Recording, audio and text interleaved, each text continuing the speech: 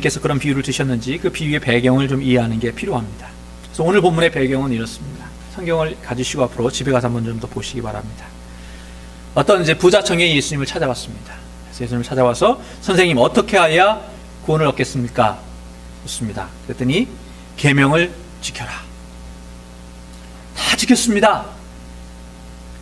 한 가지 부족한 게 있는데 내가 가진 재산을 팔아서 가난한 자들에게 주고 너는 나를 쫓으라.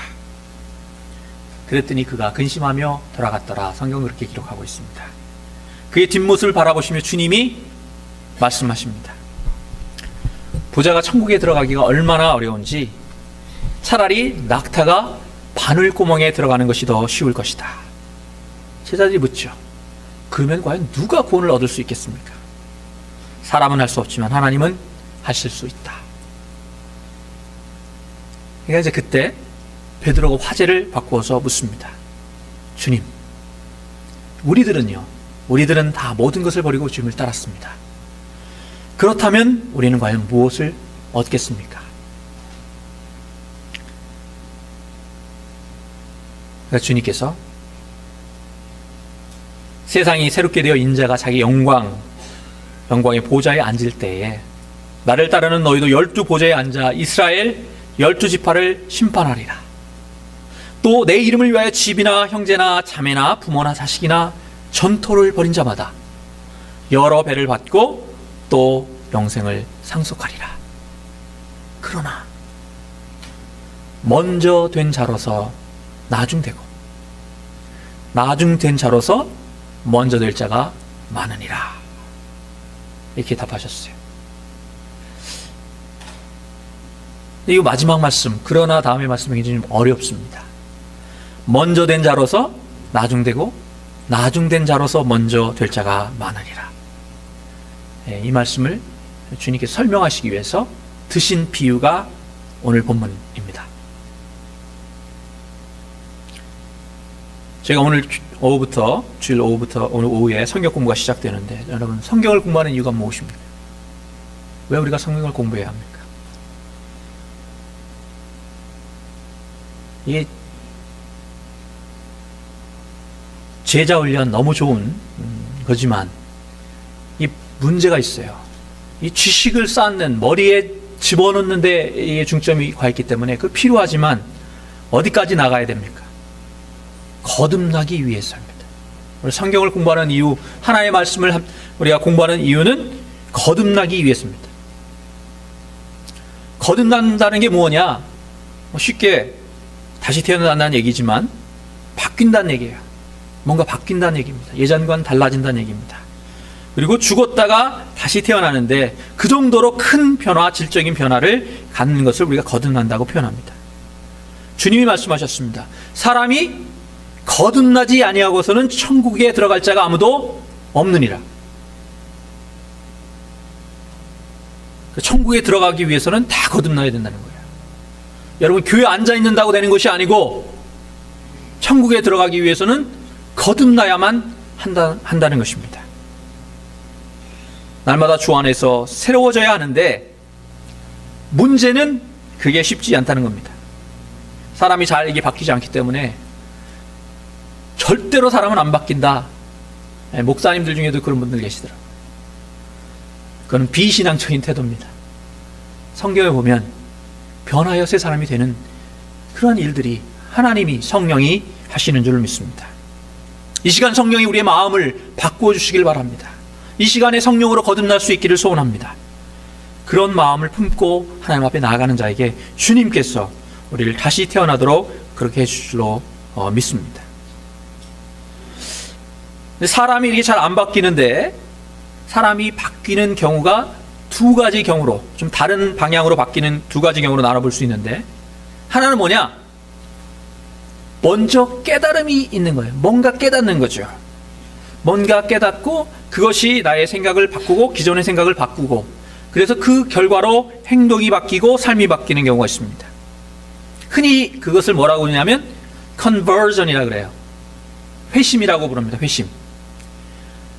그 제 박사과정의 그 지도 교수님이신 루이스 램보 교수님, 저희 신학교를 나오신 분은 다 잘 아시는 분인데 그분이 회심에 관한 세계적인 권위자십니다. 영국 옥스퍼드 사전에 회심에 관한 책을 편집하신 분이. 이런 걸 회심이라고 그럽니다. 뭔가 깨달음이 있어서 내 생각이 바뀌고 행동이 바뀌고 삶이 바뀌는 거. 근데 두 번째는 좀 다른 방향입니다. 이건 뭐냐면 행동이 먼저 바뀌는 거예요. 어떤 이유에서든 행동이 먼저 바뀌는 겁니다. 행동이 바뀌면 그것이 습관이 되고 그래서 삶이 바뀝니다. 그리고 그 결과로 연결된 우리 생각이 바뀌게 되는데, 행동주의 심리학자들이 주로 말하는 조건반사라는 게 그 대표적인 예입니다. 그래서 종을 치고 곧이어 먹을 것을 주면 그걸 반복하면 나중에는 먹을 걸 주지 않아도 종만 치면 침을 흘리게 된다. 이게 조건반사, 아주 과학자들이 얘기하는 것인데, 성경에도 이 두 가지가 다 나와요. 두 가지가 다 나옵니다. 우리가 바뀌려면 이 두 가지 방법이 가장 대표적인 방법이라는 거죠. 항상 기뻐하라, 쉬지 말고 기도하라, 범사에 감사하라. 뭘 것 같아요? 이 말씀 먼저 우리의 행동과 태도를 바꾸라는 거죠. 그래서 기뻐할 수 없지만 기뻐하고, 감사할 수 없지만 감사하라는 겁니다. 기뻐할 수 있을 때만 기뻐하는 게 아니고, 기뻐할 수 없을 때도 억지로라도 기뻐하고 억지로라도 감사하라는 거죠. 그러면 어떻게 된다는 거예요? 그게 습관이 되고 결국 환경을 뛰어넘어 기뻐하고 감사할 수 있는 그런 삶을 살 수 있게 된다는 것입니다. 자, 그래서 2014년도에는 얼굴 표정만이라도 우리가 좀 바꾸자. 얼굴 표정으로 우리가 빛을 발할 수 있도록 밝은 표정 짓는 연습하자. 그런 얘기 말씀드렸죠.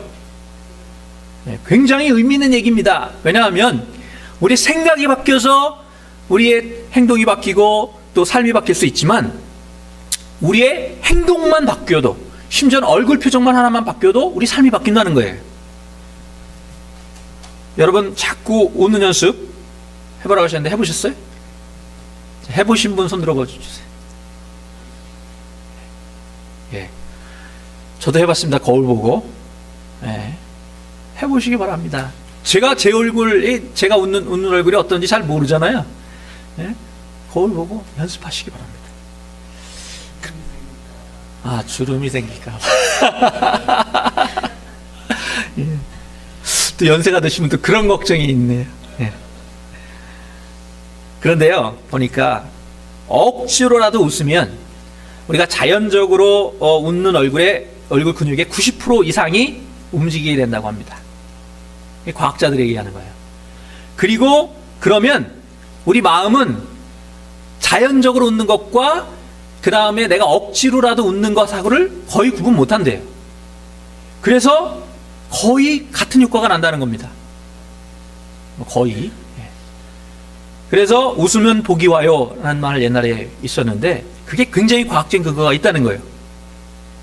여러분 보시기 바랍니다. 항상 웃고 즐겁게 사는 사람하고 인상파하고 달라요. 화가들만 인상파가 아니고 요즘 인상파들이 많더라고요. 세상이 힘들어서인지 모르지만 얼굴 표정만이라도 여러분 바꿔보세요. 다른 거 내 삶을 바꾸고 거대하게 이게 아니고 2014년인데 내가 얼굴 표정 하나만이라도 바꿔보겠다. 나를 보는 사람이 기쁨을 가질 수 있도록 그렇게 해보자. 이게 바로 어떤 얘기냐? 행동을 먼저 바꾸는 거예요. 근데 성경을 보면 예수님께서 반대로 뭔가 우리에게 깨달음을 주시기 위해서 기존의 잘못된 생각들과 습관들과 관습들, 전통을 과감히 깨는 그런 도전의 말씀과 그런 도전의 행동을 보여주신 경우가 많이 있습니다. 여러분 산상수훈 전체가 그렇습니다. 산상수훈에 보면 기존에 너희들이 이런 말을 들었지만 그러나 나는 너에게 말한다. 산상수훈은 그렇게 하고 있어요. 그런 형식을 갖고 있어요. 또 예수님께서 손 마른 사람을 고치셨는데 굳이 어느 날 고치셨어요? 굳이 안식일에 고치셨습니다. 왜 그러셨을까요? 손 마른 사람 그거 하나 고쳐주는 것만이 아니라 그것을 넘어서서 그것을 통해서 또 안식에 대한 잘못된 인식을 고쳐주시고 바로잡기 위해서 그렇게 하셨습니다. 제자들의 발을 손수 씻어주시면서 먼저 된 자 선생이 과연 어떻게 섬겨야 하는지를 보여주셨습니다. 자, 오늘 본문도 그 연장선상에 있습니다. 과연 먼저 된 자가 어떻게 해야 하는지 굉장히 충격적인 방법으로 우리에게 도전하고 계십니다. 오늘 본문은 아주 은혜롭게 출발합니다. 한 포도원 주인이 이제 일꾼이 필요했습니다. 그래서 장터에 나가서 놀고 있는 일꾼들을 불러오게 되는데 시간마다 나가서 사람들을 불러옵니다.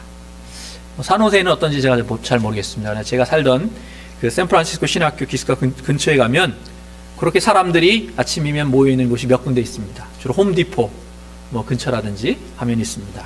그래서 이삿짐을 나르든지 뭔가 좀 힘든 허드렛 일을 할 때면 그곳에 가서 그곳에 가면 이 불러주기를 기다리는 사람들이 모여있는 곳이 있습니다. 어떨 때는 가면 한두 명 나는 필요해서 갔는데 여러 명이 달려들어서 좀 곤란할 때도 있습니다. 오늘 본문의 포도원 주인도 바로 그런 곳을 찾아가는 것 같습니다. 여러분 주님께서 비유를 드실 때 아주 구체적이고 실제적이고 일상적인 실제 상황에서 있을 수 있고 또 일어났던 일들을 들어서 설명하기를 좋아하셨습니다. 여러분 선한 사마리아인의 비유, 강도 만난 비유, 이것은 당시에 실제 있었던 일, 그래서 굉장히 유명한 이야기를 주제로 삼아서 재료로 삼아서 드신 비유다, 이렇게 학자들이 보고 있습니다. 또 들의 백합화를 봐라, 공중의 새를 나는 새를 봐라, 또 씨 뿌리는 비유, 당시 모두 이스라엘에 쉽게 볼 수 있는 것들을 소재 삼아서 말씀하셨습니다. 그들을 또 쉽게 이해할 수 있게 하기 위해서 그렇게 하셨습니다. 오늘 비유도 마찬가지입니다. 이스라엘의 포도수확기인 9월쯤 되면 일손이 굉장히 딸린다고 합니다. 이제 우기가 시작되면 비가 오면 포도의 당도가 떨어져가지고 굉장히 그 값이 떨어진다는 거죠. 그래서 우기가 오기 전에 빨리 그거를, 또 그렇다고 안 익은 걸 딸 수는 없잖아요. 딱 익은 상황에 또 우기가 오기 전에 따야 되니까 이게 빨리 따야 되는 거예요. 그래서 집에 거하는 하인들로만 가지고는 어렵고 임시직 일용자들을 사오게 되는데 바로 오늘 본문의 경우가 그런 것입니다. 다만 오늘 본문 속의 주인은 그렇게 급했는지 어쩌는지는 모르겠는데 한 번만 나가서 사람들을 데려온 게 아니라 시간마다 나가서 사람들을 불러 왔습니다. 문제는 거기서부터 출발했습니다. 처음에 온 사람들은 성경에 보니까 이른 아침이라고 되어 있는데 아마도 해가 뜬 한 6시나 7시 정도일 것으로 보이고요. 제3시, 성경에 나오는 시간은 6시간을 더하면 저희들 시간입니다. 그래서 제3시는 오전 9시입니다. 그리고 보니까 9시, 그래서 12시, 오후 3시, 마지막 오후 5시, 11시라고 되어 있는데 그거는 오후 5시입니다. 그래서 사람들을 그때그때 데려왔습니다. 성경에 보니까 이 이른 아침에 처음에 온 사람들만, 데려온 사람들만 딱 약속을 정확하게 했어요. 한 달란트, 한 데나리온 주겠다 약속을 했습니다. 다른 사람들에게는 얼마 주겠다는 얘기가 안 나와 있어요. 그래서 이제 해가 저물어서 삭스를 이제 줘야 되는데 청직을 시켜서 이제 나눠주게 하는데 만약 먼저 온 사람들을 먼저 불러서 줬으면 적어도 그날 그 문제가 불거지진 않았을 텐데 이게 나중에 온 사람들을 먼저 불렀습니다. 그래서 나중에 온 사람들 불러서 1시간밖에 일하지 않은, 성경에 보니까 정확하게 시간도 나왔어요. 그래서 5시에 와서 6시까지 1시간밖에 일하지 않은 그 사람한테 한 데나리온을 준 거예요. 그러니까 어떤 일이 생겼느냐, 먼저 온 사람들, 특별히 한 데나리온 받고 일할 줄 알았던, 그래서 열심히 일했던 그 사람들 마음속에 이제 큰 기대가 생긴 거죠. 저처럼 계산이 빠른 사람은 작 계산을 합니다. 1시간 일하는 사람이 한 데나리온, 난 8시간 일했으니까 몇 데나리온이요? 너무 어려운 수학이라 8데나리온. 그런데 똑같이 한 데나리온을 주는 겁니다. 그러니까 그들 마음속에 원망하는 마음이 싹 텄다. 그래서 급기야 주인에게 나중에 온 이 사람들 1시간밖에 일하지 않았는데 한 데나리온을 주시더니 종일 수고하며 더위를 견딘 우리에게도 한 데나리온 주신다는 게 말이 됩니까? 그렇게 따집니다. 그때 주인이 말합니다. 친구여, 내가 잘못한 것이 없소. 내가 이미 한 데나리온 약속을 했고 그 약속대로 한 데나리온을 줬는데 뭐가 잘못했소? 당신의 몫이나 가지고 가시오. 나중 온 사람들에게도 똑같이 은혜를 베푸는 것이 내 뜻이오. 그리고 다시 한번 이와 같이 나중된 자로서 먼저 되고 먼저 된 자로서 나중 되리라. 이 말씀을 덧붙이심으로 비유를 마치셨습니다. 자, 이제 오늘 비유의 말씀은 먼저 된 자들이 과연 어떻게 해야 하는지를 보여주시기 위해서 드신 비유라고 볼 수 있습니다. 초점은 거기가 있습니다. 사실 우리도 초점을 거기에 맞춰야 합니다. 이들의 문제가 무엇이었습니까? 이 사람들이 나쁜 사람들이? 아니에요. 잘못한 게 특별히 잘못한 게 없어요. 열심히 일했어요.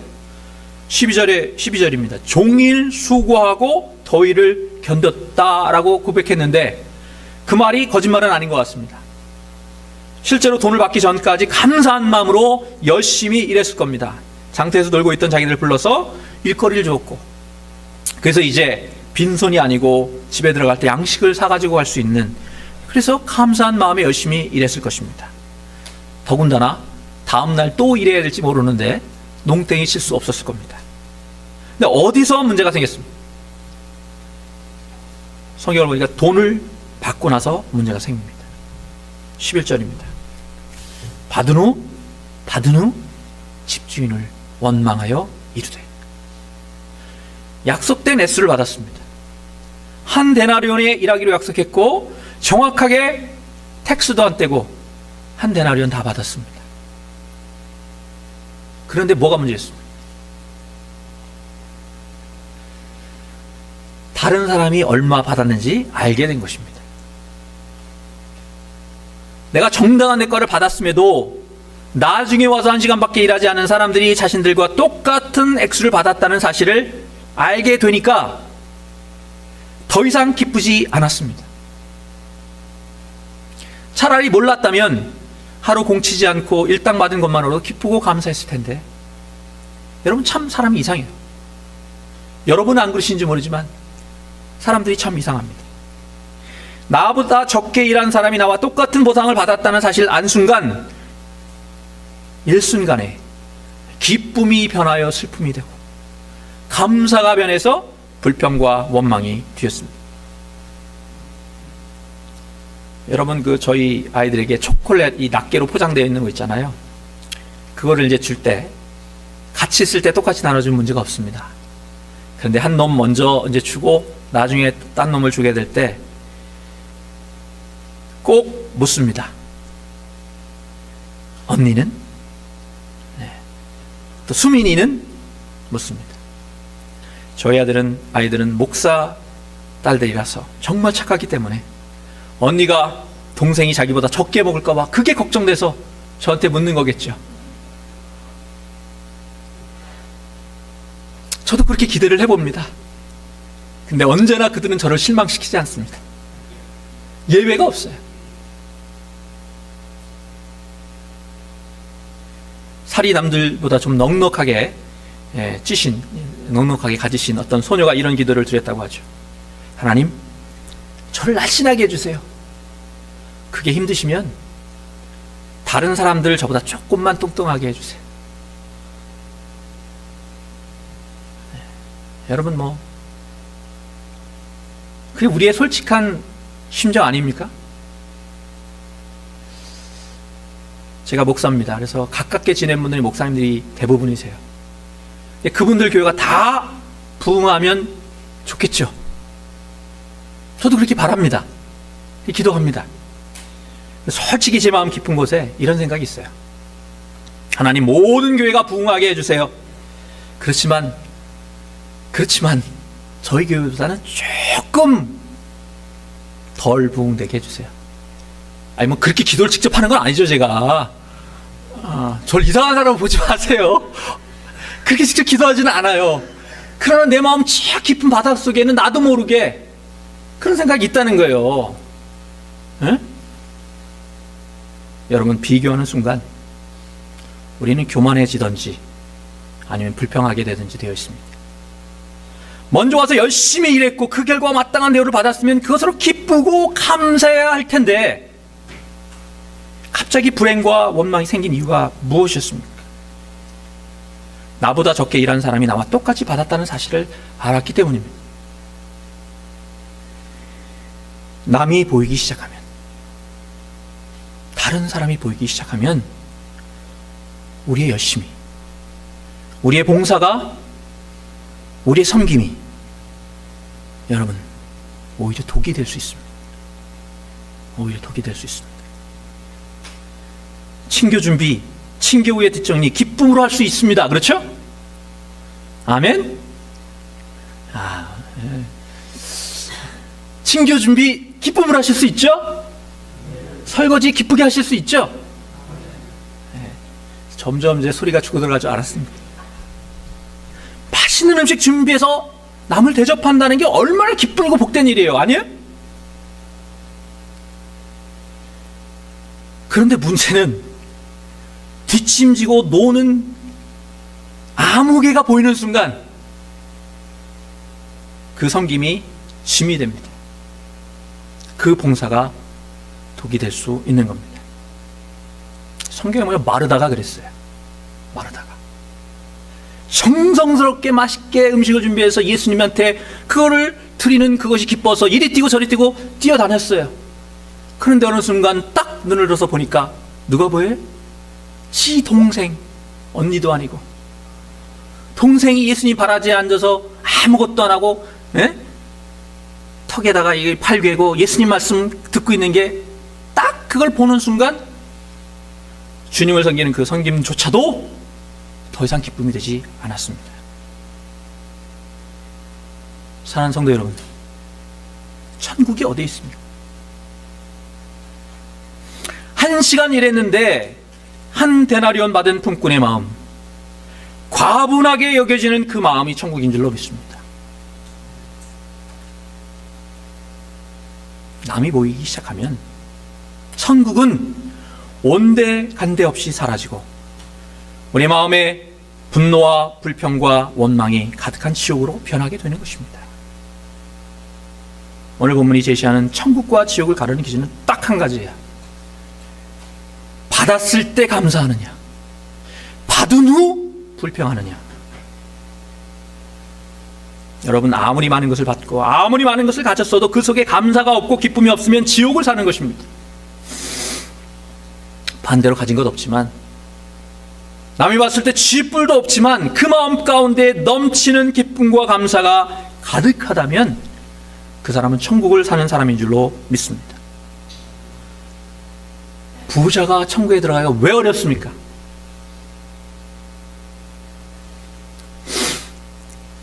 부자가 천국에 들어가는 게 왜 어렵습니까? 헌금도 많이 하고 더 일 많이 할 수 있을 것 같은데.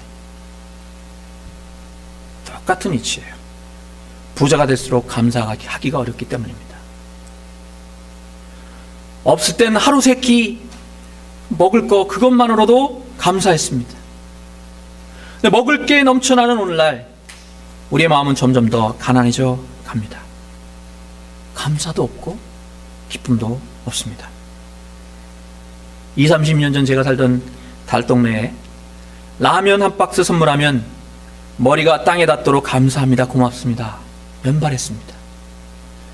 제가 여러분 집에 신방 가면서 삼양라면 한 박스 사가지고 가면 여러분 뭐라고 하시겠습니까? 뭐 이런 목사가 다 있어, 날 뭘로 보고, 그러지 않으시겠어요? 앞으로 제가 삼양라면 한 박스 사들고 가도 따뜻하게 맞아주시기 바랍니다. 한편으로 걱정은 됩니다. 갈 때마다 그 라면 끓여주실까봐. 근데 제가 이 설교 준비하면서 또 어제 우리 박 목사님, 또 우리 사모님, 또 우리 최선미 집사님 오셔서 수고하셨는데 식사 준비 아주 맛있게 우리 준비되어 있습니다. 근데 반기문 사무총장의 송년사라고 해서 이 복사된 게 있습니다. 제가 뭐 한 게 아닌데 그거 보니까 똑같은 내용을 거기 들어있더라고요. 그래서 조금 읽어드리려고 합니다. 복사된 게 있습니다. 혹시 필요하면 보시기 바랍니다. 근데 보니까 이게 뭐 반기문 사무총장 그 쪽에서는 본인들이 한 게 아니다, 뭐 이런 또 보도를 냈더라고요. 여하튼 내용이 굉장히 의미를 줍니다. 생활은 편리해졌지만 시간은 더 부족하고, 가진 것은 몇 배가 되었지만 소중한 가치는 더 줄어들었다. 학력은 높아졌지만 상식은 더 부족해졌고, 지식은 많아졌지만 판단력은 더 모자란다. 전문가들은 늘었지만 문제는 더 많아졌고 약은 많아졌지만 건강은 더 나빠졌다. 돈을 버는 법은 배웠지만 나누는 법은 잊어버렸고 평균 수명은 늘어났지만 시간 속의 삶의 의미를 얻는 법은 잃어버렸다.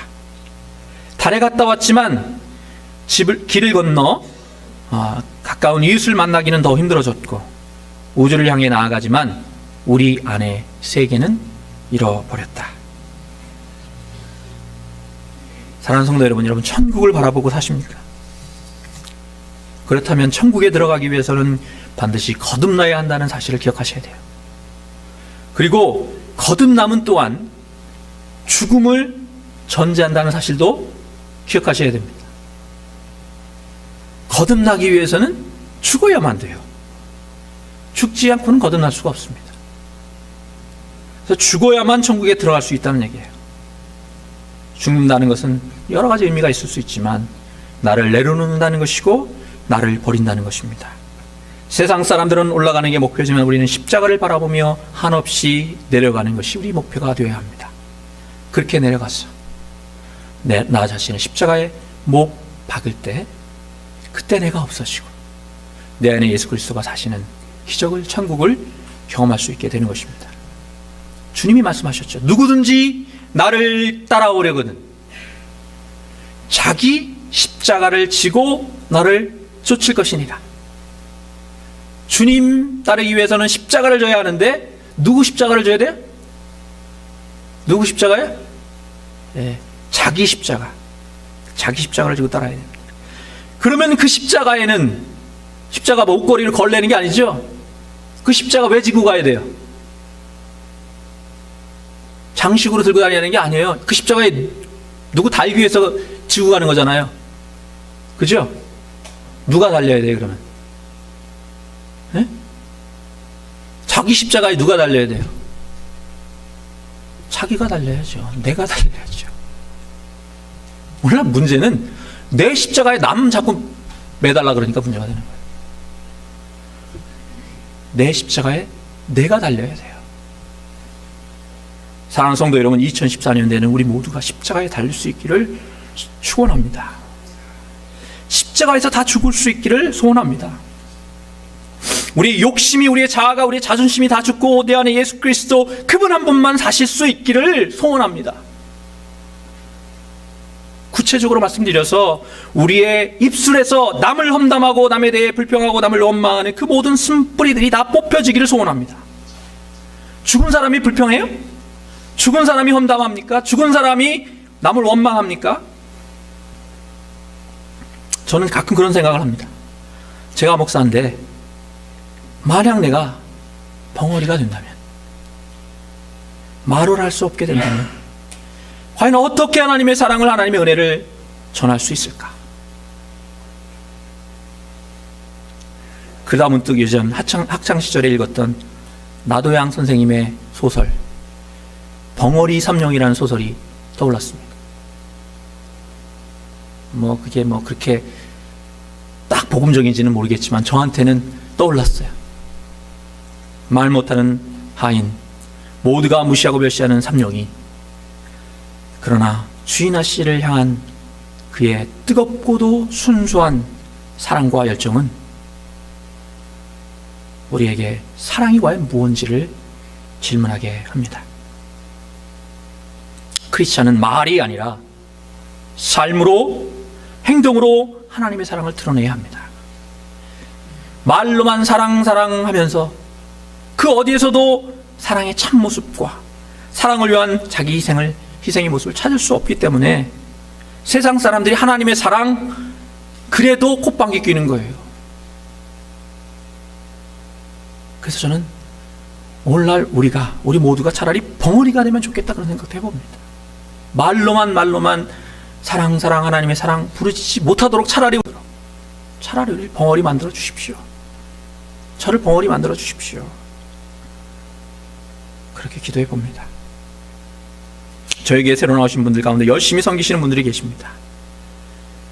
그러면 먼저 된 자들이 어떻게 해야 합니까? 주님, 제가 저분들이 더 열심히 섬길 수 있도록 거름되게 해주세요. 바람막이 되게 해주세요. 오직 주님의 영광만이 드러날 수 있도록, 그들과 하나가 되어 일할 수 있도록, 그리고 그분들이 앞서갈 수 있도록 이름 없이 빛도 없이 뒤에서 섬기게 해주세요. 그리고 그것만으로 기뻐하며 감사하게 해주세요. 우리가 그런 기도 드려야 되잖아요. 반대로 나중된 자들은 어떤 자들을 섬겨야 합니까? 그동안 어떻게 했길래 이 모양 이 꼴이야? 그게 아니고 그 어려운 가운데서도 교회를 지키신 분들, 그 귀한 분들 내가 섬겨드려야지. 많이 지치시고 힘드셨을 텐데 조금이라도 힘이 되드려야지.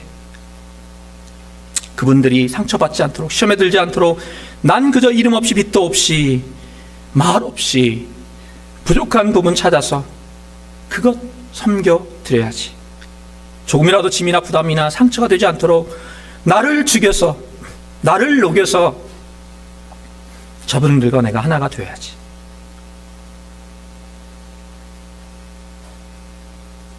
십자가를 진정으로 받아들이는 사람에게 과분하지 않은 형편은 없습니다. 내 눈에 아직도 무언가 미흡함이 보인다면, 그리고 그것 때문에 불평과 원망이 생긴다면 그것은 내가 아직 주님의 십자가 자리에 이르지 못한 까닭입니다. 예수를 따르는 길은 뭔가 얻는 길이 아닙니다. 이미 내게 주어진 천국, 주님과 하나 되어 그분을 섬기는 그 기쁨의 천국을 누리기 위해서 눈을 뜨는 것입니다. 어떤 분들이 저에게 그러십니다. 작은 교회 섬기느라고 힘드시겠다고. 그럼 제가 겉으로는 네, 그렇죠 라고 답하지만 속으로는 이렇게 대답합니다. 아닙니다. 저는 행복합니다. 예수님이 함께 하시고 또 함께 예수님의 사랑을 나눌, 그리고 제가 섬길 분들이 계셔서 저는 행복합니다. 여러분들 때문에 행복합니다. 주님의 귀한 아들, 딸 되신 여러분을 섬길 수 있어서 행복하고, 여러분들을 섬기는 그 과정 속에서 주님의 마음을 조금이라도 이해해 갈 수 있어서 행복합니다. 우리 모두가 기쁨으로 서로를 섬길 수 있기를 소원합니다. 서로를 섬김에, 주님을 섬김에 먼저 된 자가 먼저 되고 나중된 자도 먼저 될 수 있는, 그렇게 더 섬기기 위해서 서로 애쓰며 서로 사랑하는 사랑의 장로 선도 되기를 주님의 이름으로 축원합니다. 기도드리겠습니다.